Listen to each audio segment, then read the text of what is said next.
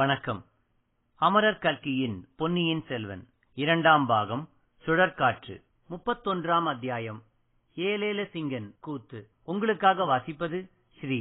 வானத்தின் மத்தியில் உலர்ந்த குளத்தைச் சுற்றி மரங்கள் வளைவு வரிசையாக வளர்ந்து அதனால் இடைவெளி ஏற்பட்டிருந்த இடத்தில் சுமார் 1000 சோழ வீரர்கள் தாவடி போட்டுக் கொண்டிருந்தார்கள். அவர்களுடைய சாப்பாட்டுக்காக பெரிய பெரிய கல் அடுப்புகளில் ஜுவாலை வீசிய நெருப்பின் பேரில் பிரம்மாண்டமான தவளைகளில் கூட்டாஞ்சோறு பொங்கிக் கொண்டிருந்தது. சட்டிகளிலும் அண்டாக்களிலும் வெஞ்சனங்கள் வெந்து கொண்டிருந்தன. இவற்றிலிருந்து எழுந்த நறுமணம் அந்த வீரர்களின் நாவில் ஜலம் சுரக்கச் செய்தது. சோறு பொங்கி முடியும் வரையில் பொழுது போவதற்காக அவர்கள் ஆடல் பாடல் களியாட்டங்களில் ஈடுபட்டிருந்தார்கள். இச்சமயத்தில் அவர்களுடைய உள்ளம் கவர்ந்த அரசிளங்குமாரரும் வந்துவிடவே அவ்வீரர்களின் குதூகூலம் அளவு கடந்ததாயிற்று. அந்த எல்லை காவல் படையின் தளபதி மிகவும் சிரமப்பட்டு அவர்களுக்குள்ளே ஒழுங்கை நிலைநாட்டினார்.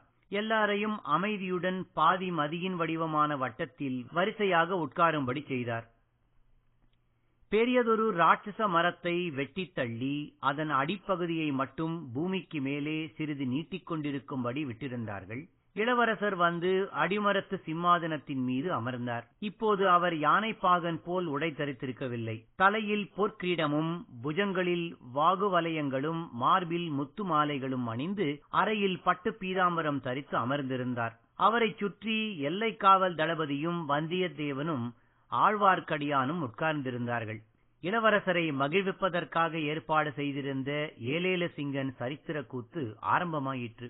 இந்த சமயம் சோழ வீரர்கள் இலங்கையில் பெரும் பகுதியை பிடித்திருந்தது போல் 1000 ஆண்டுகளுக்கு முன்னால் ஒரு தடவை தமிழ் வீரர்கள் ஈழ நாட்டை கைப்பற்றியிருந்தார்கள். அப்போது அத்தமிழ் வீரர்களில் தலைவனாக விளங்கியவன் ஏலேல சிங்கன். அவனால் துரத்தப்பட்டு இலங்கை அரசன் சில காலம் மலைநாட்டில் போய் ஒளிந்திருந்தான். அவனுடைய இளம் புதல்வனின் பெயர் துஷ்டகமனு. இவன் பொல்லாத வீரன். இலங்கையை திரும்பவும் ஏலேல சிங்கனிடம் இருந்து கைப்பற்ற வேண்டும் என்று நெடுங்காலம் கனவு கண்டான். அவ்வீரன் சிறு பிள்ளையாயிருந்த போது ஒரு நாள் படுக்கையில் கையையும் காலையும் மடக்கி ஒடுக்கி வைத்துக் கொண்டு படுத்திருந்தான். அவனுடைய அன்னை, குழந்தாய், ஏன் இப்படி உன்னை நீயே குறுக்கிக் கொண்டு படுத்திருக்கிறாய்? தாராளமாக காலையும் கையையும் நீட்டிவிட்டு படுத்துக் கொள்வதுதானே என்றாள். அப்போது துஷ்டகமனு, தாயே, என்னை ஒரு பக்கத்தில் தமிழ் வீரர்கள் நெருக்குகிறார்கள், மற்றொரு பக்கத்தில் கடல் நெருக்குகிறது. நான் என்ன செய்வேன்? அதனாலேயே உடம்பை குறுக்கிக் கொண்டு படுத்திருக்கிறேன் என்றான். இத்தகைய வீரன் காளைப்பருவம் அடைந்த போது படை திரட்டிக் கொண்டு ஏலேல சிங்கனுடன் போருக்குச் சென்றான். அவன் கொண்டு போன படைகள் சின்னாபின்னமாகி சிதறி ஓடிவிட்டன. அப்போது துஷ்டகமனு ஒரு யுக்தி செய்தான். ஏலேல சிங்கன் இருக்குமிடம் சென்று நேருக்கு நேர் நின்று, அரசே, தங்களுடைய பெரிய சைன்யத்துக்கு முன்னால் என்னுடைய சிறிய படை சிதறி ஓடிவிட்டது. நான் ஒருவனே மிஞ்சியிருக்கிறேன். தாங்கள் சுத்த வீரர் குலத்தில் பிறந்தவர். ஆதலின் என்னுடன் தனித்து நின்று துவந்த யுத்தம் செய்யும்படி அழைக்கிறேன். நம்மில் வெற்றி அடைபவருக்கு இன்று இலங்கா ராஜ்யம் உரியதாகட்டும், மற்றவருக்கு வீர சொர்க்கம் கிடைக்கட்டும் என்று சொன்னான். துஷ்டகமனுவின் அத்தகைய துணிச்சலையும் வீரத்தையும் ஏலேல சிங்கன் மிக வியந்தான். ஆகையால் அவனுடன் தனித்து நின்று போர் செய்ய ஒப்புக்கொண்டான். இடையில் வந்து குறுக்கிட வேண்டாம் என்று தன் வீரர்களுக்கு கண்டிப்பாக கட்டளையிட்டான். துவந்த யுத்தம் ஆரம்பமாயிற்று. இந்த செய்தியை அறிந்து சிதறி ஓடிய துஷ்டகமனுவின் வீரர்களும் திரும்பி வந்து சேர்ந்தார்கள். எல்லாரும் கண் கொட்டாமல் பார்த்து கொண்டிருந்தார்கள். நெடுநேரம் போர் நடந்தது. துஷ்டகமனுவோ தன்னுடைய பிறப்புரிமையை பெறும் பொருட்டு ஆத்திரத்துடன் சண்டையிட்டான். ஏலேல சிங்கன் அந்த இளைஞனிடம் அனுதாபம் கொண்டிருந்தபடியால் பூரண வலிவையும் பிரயோகித்து போர் செய்யவில்லை. ஆகையால் முடிவில் ஏலேல சிங்கன் இறந்தான். துஷ்டகமனு முடிசூடியதும் ஏலேல சிங்கன் இறந்த இடத்தில் அவனுக்கு பள்ளிப்படை கோயில் எழுப்பி அவனுடைய வீரத்தையும் தயாளத்தையும் போற்றினான். இந்த அரிய சரித்திர நிகழ்ச்சியை சோழ வீரர்கள் இளங்கோ அருள்வர்மரின் முன்னிலையில் நடனக்கூத்தாக நடித்து காட்டினார்கள். ஆடலும் பாடலும் அமர்க்களப்பட்டன. ஏலேல சிங்கன் உயிர் துறந்து விழுந்த இடத்தில் நடித்த வீரன் உண்மையிலேயே செத்து விழுந்து விட்டானா என்று தோன்றும்படி அவ்வளவு தத்ரூபமாக நடித்தான். பார்த்து கொண்டிருந்த இளவரசரும் மற்ற வீரர்களும் அடிக்கடி ஆகாகாரம் செய்து குதூகலித்தார்கள். நாடகம் நடந்து கொண்டிருந்த போது ஒரு முறை இளவரசர் ஆழ்வார்க்கடியானை பார்த்து, திருமலை நம்பளை குகை கோயிலில் துஷ்டகமனுவுக்கும் ஏலேல சிங்கனுக்கும் நடந்த போர்க்காட்சியை அழியாத வர்ண சித்திரமாக வரைந்திருக்கிறதே, அந்த சித்திரத்தை நீங்கள் பார்த்தீர்களா என்று கேட்டார். இல்லை ஐயா, தம்பளை வீதிகளில் நாங்கள் வந்து கொண்டிருந்த போதே தங்களை பார்த்து விட்டேன். குகை கோயிலுக்குள் போக நேரமில்லை என்றான் ஆழ்வார்க்கடியான். ஆஹா, அந்த குகை கோயில்களிலே உள்ள சிற்பங்களையும் அவசியம் பார்க்க வேண்டும். திருமலை, நம் செந்தமிழ்நாட்டில் எவ்வளவோ சிற்ப சித்திரங்கள் இருக்கின்றன. அவற்றைக் காட்டிலும் மகத்தான அற்புதங்கள் இந்த இலங்கை தீவில் இருக்கின்றன என்றார் இளவரசர்.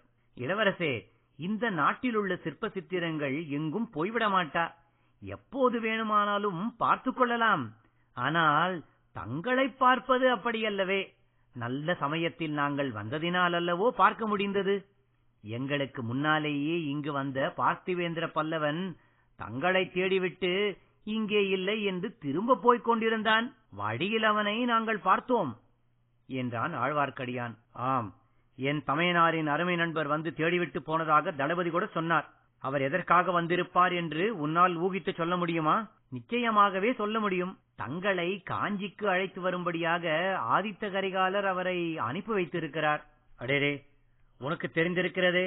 இதோ உன் சிநேகிதன் இவ்வளவு பத்திரமாக கொண்டு வந்து ஒப்புவித்தானே, இந்த ஓலையில் என்ன எழுதியிருக்கிறதென்றும் உனக்கு தெரியும் போல இருக்கிறது. தங்களை உடனே பழையாறைக்கு வந்து சேரும்படி தங்கள் தமக்கையார் எழுதியிருக்கிறார்கள். இளவரசே, குந்தவை தேவி அந்தரங்கமாக இந்த ஓலையை எழுதி நம் வானர்குல வீரரிடம் கொடுத்தபோது பக்கத்தில் இருந்த கொடி வீட்டில் மறைந்திருந்து நான் பார்த்து கொண்டிருந்தேன். திருமலைக்கு பின்னால் இருந்த வந்தியத்தேவன் அவனுடைய முதுகில் அழுத்தமாக கிள்ளினான். ஆழ்வார்க்கடியான் தன் முதுகில் ஓங்கி அழைந்து, இது பொல்லாத காடு, இரவு நேரத்திலே கூட வண்டு கடிக்கிறது என்றான். இளவரசர் சற்று கோபத்துடன், சே, இது என்ன வேலை? என் அருமை தமக்கையார் பேரிலேயே நீ உன் திறமையை காட்டத் தொடங்கிவிட்டாயா என்றார். அதை நான் பார்த்திருந்தபடியினால்தான் இவனை இவ்வளவு பத்திரமாக இங்கே கொண்டு வந்து சேர்த்தேன். இளவரசே, இவன் வழியிலெங்கும் சங்கடத்தில் மாட்டிக்கொள்ளாமல் காப்பாற்றிக் கொண்டு வருவதற்கு நான் பட்ட பாட்டை புத்தக பகவானே அறிவார். அனுராதபுரத்தின் வழியாக வந்திருந்தால் இவன் நிச்சயமாக இங்கு வந்து சேர்ந்திருக்க மாட்டான். வழியில் யாருடனாவது சண்டை பிடித்து செத்திருப்பான். அதனாலே காட்டு வழியாக அழைத்து வந்தேன். அங்கேயும் இவன் ஒரு மத யானையுடன் சண்டை பிடிக்க பார்த்தான்.